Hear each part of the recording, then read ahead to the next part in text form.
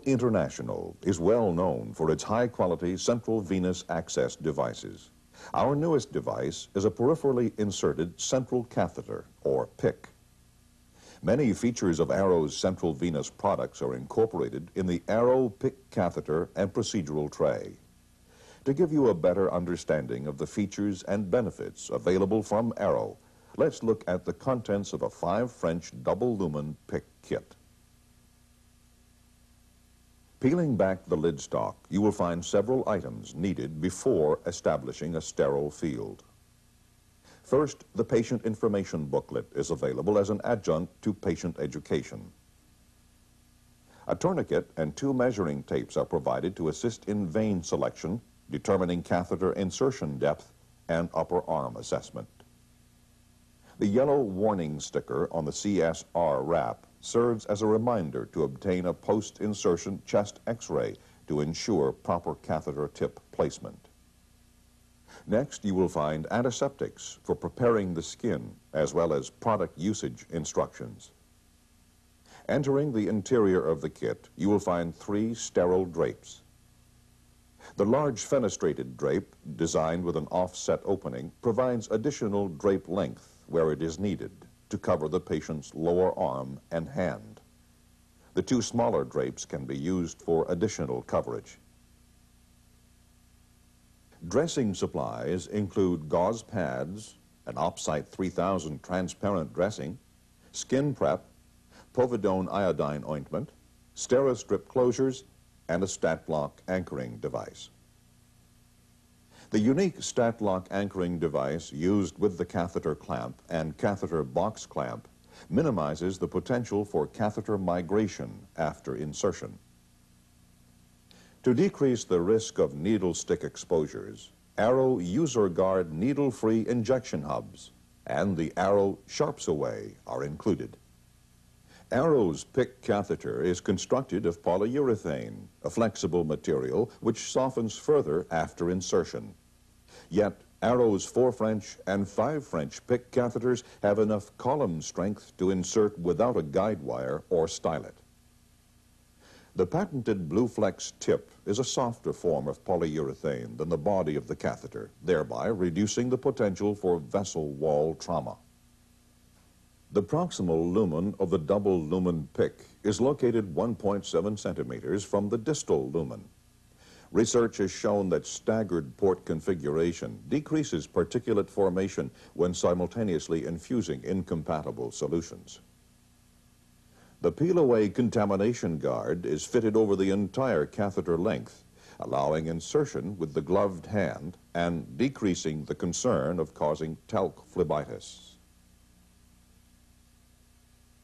The entire catheter is marked in 5 centimeter increments, with the last 10 centimeters marked individually. This feature allows initial assessment of catheter insertion depth and continuous assessment of catheter movement.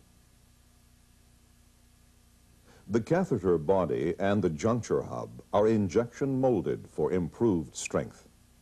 The juncture hub has integral suture wings for anchoring and a low-profile design for patient comfort and ease of dressing. For easy identification, the extension lines are clear polyurethane marked with lumen position, gauge size, and end in a lower connection. Slide clamps are provided on each extension. The peel-away sheath over introducer needle system eliminates the needle prior to catheter insertion, thus eliminating the potential for catheter shear from an introducer needle. The many benefits of the Arrow PICC catheter are highlighted in the following demonstration. The procedure begins with verification of the physician's order for PICC line placement and follow-up chest X-ray. An initial assessment is made to determine whether the patient is an appropriate candidate for PICC line insertion. Informed consent is then obtained. A baseline upper arm measurement should be recorded on the patient's chart and patient ID stickers to permit subsequent assessment for phlebitis. Begin the procedure with a surgical hand scrub. Place the tourniquet near the axilla to avoid contaminating the sterile field. In adults, PICC catheters are most often inserted in the basilic, median cubital, or cephalic veins. Once the insertion site is selected, the tourniquet is released and left in place under the arm. Using a measuring tape, trace the path of the selected vein. Using your institution's policies, CDC guidelines, and infection control principles, choose an appropriate antiseptic for site preparation. Maximal sterile barrier precautions are advised for PICC line insertions. Before beginning the actual procedure, prepare and arrange all equipment as desired. Topical cream, lidocaine, and saline are 3 possible local anesthetics.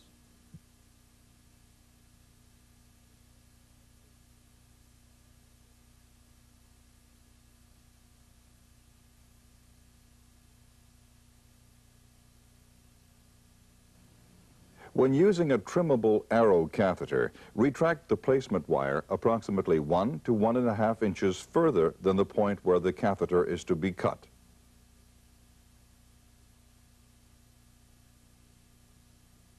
Use the sterile trimming device provided and make a straight horizontal cut. Begin the insertion procedure by reapplying the tourniquet, replacing sterile gloves, and performing the venipuncture.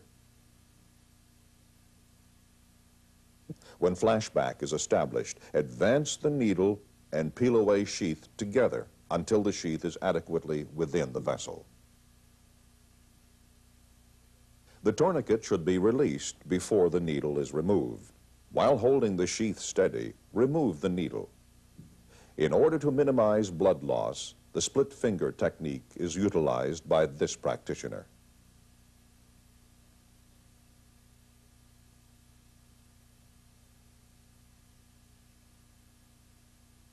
In order to gain venous access using the Seldinger access technique, insert the introducer needle into the vein and aspirate to determine venous placement. Insert the spring wire guide through the introducer needle into the vein. Advance the spring wire guide to the desired depth. Hold the spring wire guide in place and remove the introducer needle.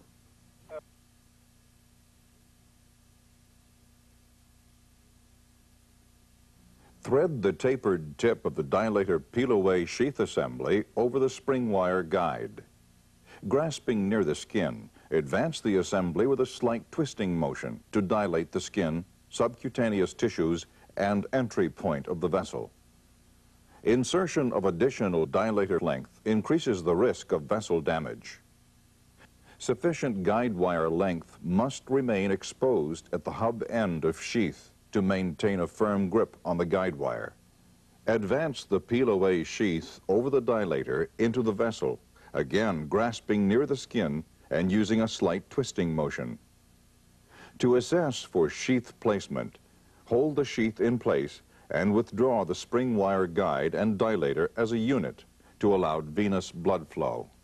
Next, insert the distal end of the catheter through the sheath and begin advancing the catheter.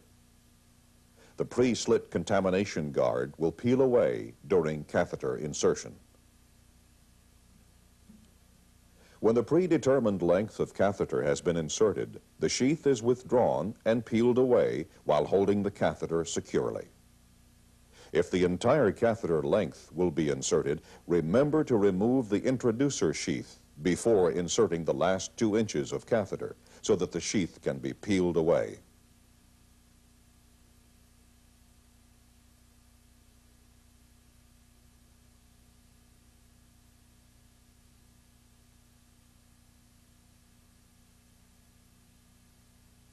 If the catheter includes a placement wire, remove the placement wire and remove the lower lock sidearm assembly together by pulling straight back. The lower lock sidearm assembly is designed for flushing during catheter insertion and to ease wire removal. The sidearm is not designed for post-insertion infusion. If the catheter and box clamps are needed for catheter securement, they are attached by placing the yellow catheter clamp over the catheter approximately 3/4 to 1 inch from the insertion site. The blue box clamp fits over the yellow catheter clamp to make a snug fit and secure the catheter. Sutures can be used on this anchoring site, or the unique stat lock can be used to make it a suture-free procedure. To utilize the stat lock anchoring device, place it 1/2 to 1 inch below the insertion site with the posts aligned beneath the box clamp. The box clamp is then pushed onto the stat lock. Because of oozing, which often occurs immediately after catheter insertion, a sterile gauze pad is often placed directly over the insertion site and a transparent dressing applied. In many instances, the gauze dressing can be eliminated at the first dressing change. The final step is the post-insertion chest X-ray, which should show the catheter tip in the distal superior vena cava, above the cardiac reflection and parallel to the superior vena cava wall.